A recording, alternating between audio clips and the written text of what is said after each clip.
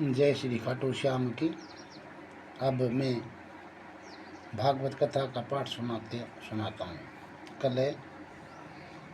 कल यहाँ पे समाप्त किया था, यहीं से शुरू कर रहा हूँ।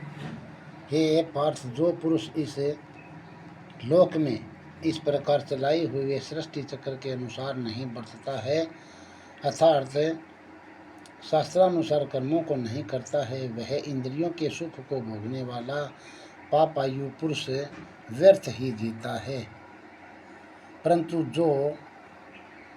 जो मनुष्य आत्मा ही में प्रीति वाला और आत्मा ही में तृप्त तथा आत्मा में ही संतुष्ट होवे, उसके लिए कोई कर्तव्य नहीं है, क्योंकि इस संसार में उस पुरुष का किए जाने से भी कोई प्रयोजन नहीं है और न किए जाने से भी कोई प्रयोजन नहीं है, तथा इसका संपूर्ण भूतों में कुछ भी स्वार्थ का संबंध नहीं है।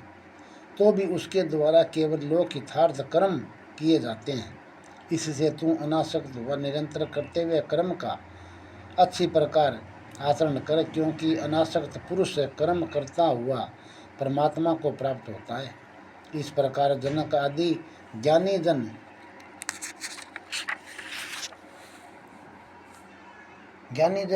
आसक्ति रहित कर्म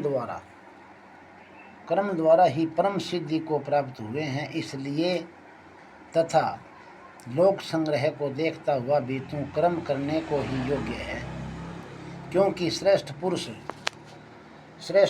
जो आचरण करता है, अन्य पुरुष भी उसके ही अनुसार बरतते हैं। वह पुरुष जो कुछ प्रमाण कर देता है, लोग भी उसी के अनुसार बरतते हैं।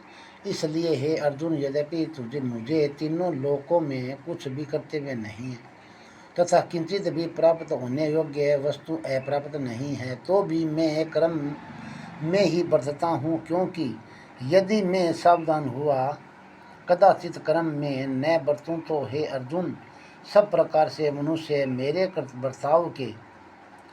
बर्ताव के अनुसार बरतते हैं, अर्थात बरतने लग जाएं, तथा यदि मैं कर्म न करूं तो ये सब लोग भ्रष्ट हो जाएं और मैं वर्ण संकर का करने वाला हो जाऊं तथा इस सारी प्रजा का हनन करूं, अर्थात मारने वाला बनूं। इसलिए हे भरत, कर्म में आसक्त हुए अज्ञानी जन जैसे कर्म करते हैं, वैसे ही अनासक्त हुआ विद्वान भी लोक शिक्षा को चाहता हुआ कर्म करें। जय श्री खाटू श्याम की। यहाँ पे मैं समाप्त करता हूँ।